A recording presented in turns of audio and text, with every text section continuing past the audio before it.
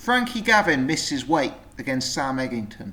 Now, I wanted to cover this on the channel. Number one, because I think it's an interesting story that has the precedent, or has the potential to set a precedent for future fights. Number two, because I actually think it's got the potential to affect the fight in hand. And number three, because for those of you who don't know, on my new segment, the Boxing Betting Bulletin, Frankie Gavin to beat Sam Eggington was my bet of the week. So let's start with the news. Frankie Gavin weighed in today for a fight with Sam Eggington. He weighed in just his boxers. Sorry, not even in his boxers. He weighed in his birthday suit and came in at best part of 150 pounds, 149.7 pounds. Now, on the face of it, that is a concern if you're backing Frankie Gavin, like I am. Gavin has always been a small welterweight. He's actually been a guy most people have said would be better at light welterweight or even lightweight.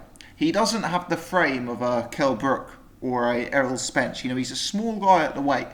And for a guy like Frankie Gavin, who is small at the weight notoriously, to be coming in overweight is not a good sign. It does suggest a lack of dedication, a lack of training. So my initial reaction when I saw the weigh-in was not good. However, there's been a number of tweets, both from Frankie Gavin himself and also from Eddie Hearn, that have put a different spin on the situation. So I'm going to refer to my phone now and I'm going to look at tweets that have come from Eddie Hearn's official account. So someone asked Eddie Hearn, why was Gavin so heavy? And Eddie Hearn tweeted, Frankie was 5 pounds over at the check weigh-in the week, and the board ruled he must come in over 10 stone 9 pounds or the fight would be called off. Hearn then went on to say in a later tweet, he went on to say, if you speak to most fighters, £5 with a day, £5 with a day to weigh in is fairly normal, but the board are being particularly careful now.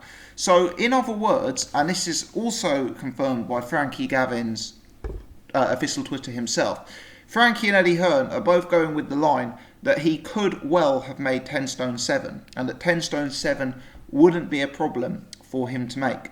But that the board have been particularly careful, potentially due to the situation with Mike Tower recently, where we had an unfortunate death within the sport, and they have said that they would not allow the fight to go ahead unless Frankie Gavin weighed in at 10 stone 9 or over.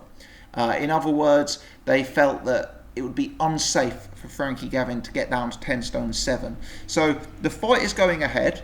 The fight hasn't been cancelled because of this. You know, it's not. There's no big edit to it in that sense. But the fight is now going ahead at a catchweight, which I believe is 10 stone 10 pounds presumably, because that's what Frankie Gavin came in at. Now, it's interesting. On the face of it, not a good sign for Frankie Gavin supporters. Having said that, once we actually delve into the story, could this actually be a good thing for Frankie Gavin supporters? If we are to believe Eddie Hearn and Frankie Gavin that Frankie would have made the weight and routinely makes weight in this manner, there is no reason to suspect that Frankie Gavin's performance will be worse than it normally is. In fact, one could argue and make quite a strong case that his performance may be better than it normally is, because unlike in previous fights, he hasn't had to suck himself down to 147, and that last 2 or 3 pounds of water weight he's kept on. Perhaps he'll be a bit fresher in the ring because of it. Perhaps he'll be a bit more hydrated in the ring because of it. So that's an interesting dynamic here. If we buy into the fact that Frankie would have made the weight, and you know, looking at him, I've got no reason to suspect that him and Eddie Hearn are lying, then actually one could make a tangible case, you know, that this will actually be beneficial to Frankie Gavin. The fact that he did weigh in at 2 or 3 pounds heavier than his opponent, and the fact that the normal pain of making weight that Frankie Gavin has to go through, you know, won't be you know, present in this fight. So it's interesting when you look at it.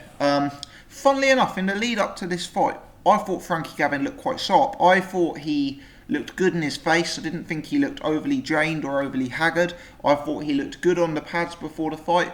In an interview with IFL TV, he did actually refer to making £140 for future fights, which didn't strike me as a guy who's struggling to make weight. So I'm inclined to say that Frankie Gavin, I know it sounds farcical given that he missed weight, but I was inclined to say that Frankie Gavin actually looked in pretty good shape prior to this news coming out. So I'm going to stick with Frankie Gavin here. I'm going to stick with him. I'm going to buy into the fact that he would have made 147, but for the board's late doors ruling.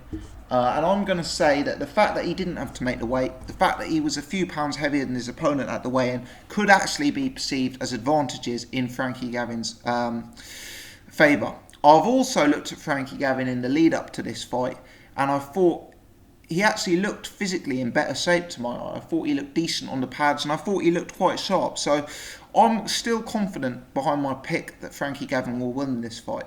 Now, I know that in terms of the odds, Frankie Gavin's been on the drift. You know, I had 1 or 2 tweets from people saying that earlier on today you could actually get Frankie Gavin at 6-5 against. I.e., if you put £5 on, you get £11 back, £6 winning, and your £5 stake returned.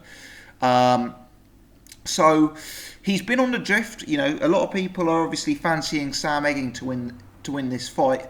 I think it's bizarre to have Sam Eggington as favourite here. I understand that this weight dynamic could be viewed in different ways, and you could potentially make a case it's showing a lack of dedication and a lack of training from Frankie Gavin.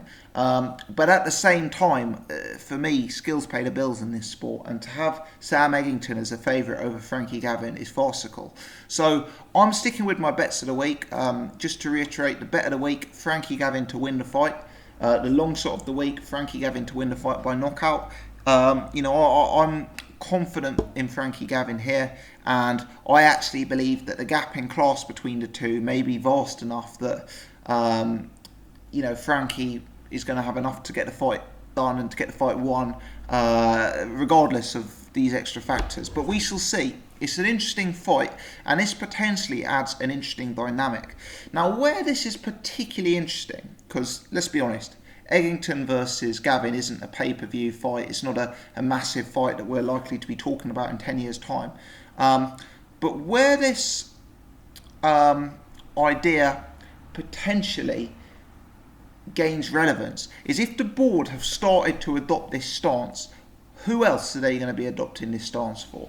We know there's a lot of fighters in this sport who cut a lot of weight in order to make the agreed amounts for weigh-ins.